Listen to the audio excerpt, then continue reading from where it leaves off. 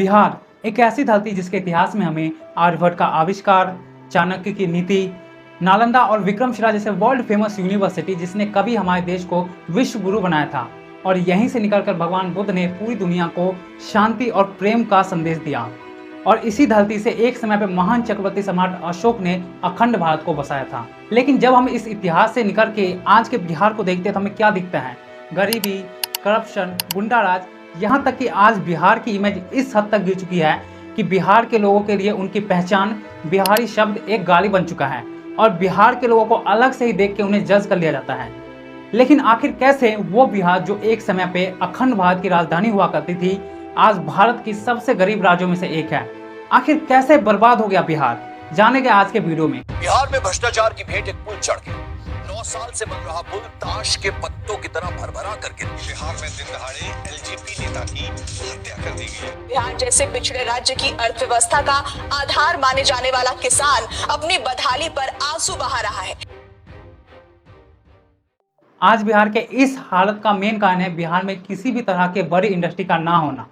और इन सभी को लेकर बिहार के मुख्यमंत्री नीतीश कुमार का कहना है कि बिहार एक लैंड लॉक एरिया है और इसी कारण पोर्ट की सुविधा ना होने के कारण कोई भी बड़ी कंपनी बिहार में आना ही नहीं चाहती है। क्योंकि चारों तरफ से हम लोग तो घिरे हुए वाले इलाके हैं, ज्यादा बड़ा उद्योग कहाँ लगता है? समुद्र के किनारे जो राज्य पड़ते हैं उन्हीं जगहों पर ज्यादा पड़ता है। ये बात कुछ हद तक तो ठीक है, लेकिन पूरी तरीके से नहीं, क्योंकि भारत में ही पंजाब और हरियाणा जैसे ऐसे स्टेट भी हैं जो कि पूरी तरीके से लैंड लॉक एरिया है, लेकिन फिर भी आज वहाँ 1000 से भी ज़्यादा बड़ी कंपनियां काम कर रही हैं।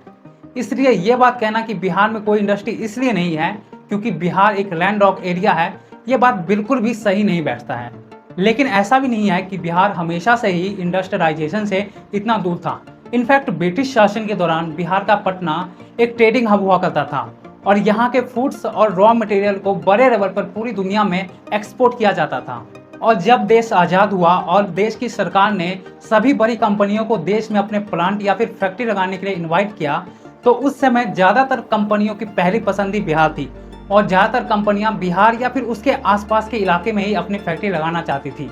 और इसका मेन कारण था कि बिहार और उसके आसपास के इलाके में बहुत सारे आयरन और कोल के माइंस थे और सभी कंपनी ये बात अच्छी तरीके से जानती थी, अगर वो बिहार से दूर जैसे कि पंजाब, हरियाणा या फिर राजस्थान में अपने फैक्ट्री लगाएगी तो बिहार से रॉ मटेरियल को निकाल के पंजाब में फैक्ट्री तक ले जाने में जितना खर्चा होगा उससे कम खर्चे में ही वो बिहार में ही अपना प्रोडक्ट तैयार करके और कोलकाता पोर्ट के जरिए आराम से पूरी दुनिया में फैला सकती है। लेकिन ये बात उस समय के प्रधानमंत्री जवाहरलाल नेहरू को बिल्कुल भी अच्छी नहीं लगी, क्योंकि उनके अनुसार मिनरल्स भारत के हर स्टेट में तो नहीं होंगे और अगर कंपनी सिर्फ अपनी फैक्ट्री वहीं लगाएगी जहाँ पे मिनरल्स है तो वैसे में वो क्षेत्र जहाँ पे मिनरल्स नहीं है उनका कभी भी विकास नहीं हो पाएगा। और इसी बात को देखते हुए सन 1952 में गवर्नमेंट ने एक न्यू पॉलिसी को इंट्रोड्यूस किया जिसका नाम था द फेट इक्वालाइजेशन पॉलिसी।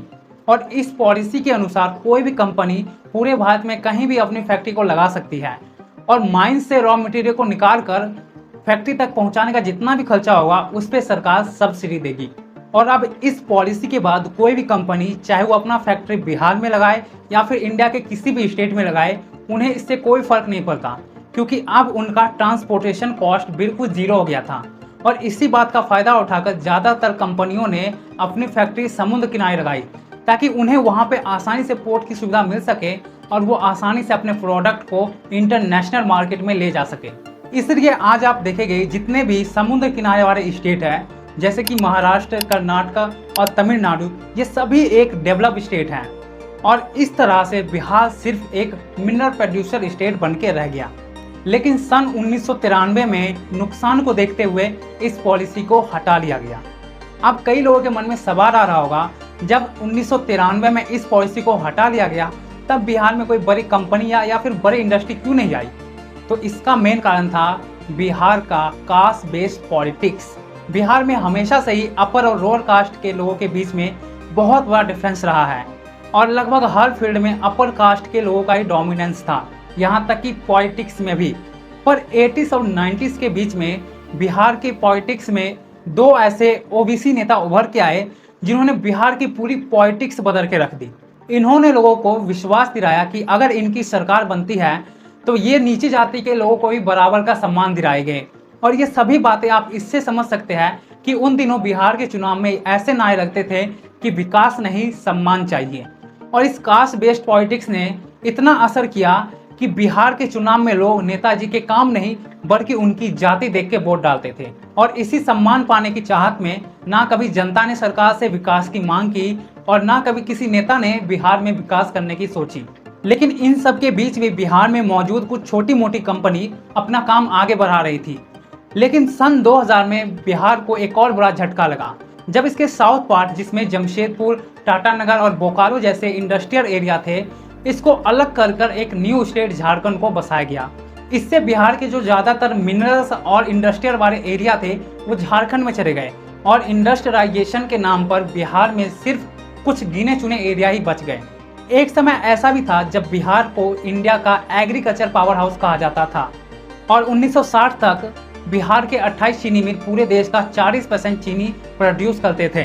लेकिन आज के समय में ये घटकर सिर्फ 4% रह गया है और 28 चीनी मिल्स में से 17 को खराब अर्थव्यवस्था और करप्शन के कारण बंद कर दिया गया है। और जो 11 चीनी मिल चल रहे हैं इसमें से भी 10 पर प्राइवेट कंपनियों का कंट्रोल है। और यहाँ चल रहे 3000 राइस मिल्स में से 2000 राइस मिल्स को एक स्कैम के कारण बंद कर दिया गया है। और बहुत सारी कंपनी ऐसी भी है जो बिहार में अपनी फैक्ट्री लगाना ही नहीं चाहती है और इसका मेन कारण है लैक ऑफ लैंड्स। बिहार की 80% पॉपुलेशन एग्रीकल्चर पर निर्भर है और यहाँ के 60% लैंड पर फार्मिंग की जाती है और बिहार के किसानों के पास छोटी छोटी टुकड़ों में ज़मीन है। और ऐसे में अगर कोई भी कंपनी अपनी फैक्ट्री लगाना भी चाहेगी तो उसे एक दो नहीं बल्कि लगभग 100 किसानों से उनकी ज़मीन के लिए बात करनी होगी। और किसानों के लिए भी ज़मीन बेचना बहुत मुश्किल हो जाता है क्योंकि उनका भी पूरा घर और खर्चा इसी ज़मीन से चलता है। इसलिए ये पॉइंट भी बहुत बड़ी प्रॉब्लम है बिहार में इंडस्ट्री ना होने के पीछे। पर ये सभी पॉइंट कुछ समय पहले तो सही थे लेकिन आज के समय में नहीं, क्योंकि आज के समय में बिहार में हर वो काम किया जा रहा है जिससे बिहार में सुधार लाया जा सके। और जिस बिहार की 2001 में लिटरेसी रेट सिर्फ 47% थी, आज वो 70% तक पहुंच चुकी है। और बिहार के लोग भी अच्छी तरीके से समझ चुके हैं कि आज का समय सम्मान पाने का नहीं बल्कि विकास करने का है। और चाहे स्टेट गवर्नमेंट हो या फिर सेंट्रल गवर्नमेंट, वो भी आज बिहार को आगे ले जाने के लिए रोज रोज नई योजनाओं को लेकर आ रही हैं। और आपको जानकर बहुत हैरानी होगी कि आज के समय में बिहार की जीडीपी ग्रोथ पूरे इंडिया की सबसे तेजी से बढ़ने वाली जीडीपी है। और कुछ समय पहले यहाँ पे बहुत सारे सीमेंट की फैक्ट्री और एथेनॉल के प्लांट भी लगाए गए हैं जिससे कि ज़्यादातर बिहार के लोगों को रोजगार मिल सके। और नीति आयोग की रिपोर्ट भी कहती है कि बिहार गरीबी घटाने में सबसे आगे है। और बाकी बहुत सारे ऐसे सेक्टर हैं जिसमें बिहार बहुत तेजी से ग्रो कर रहा है।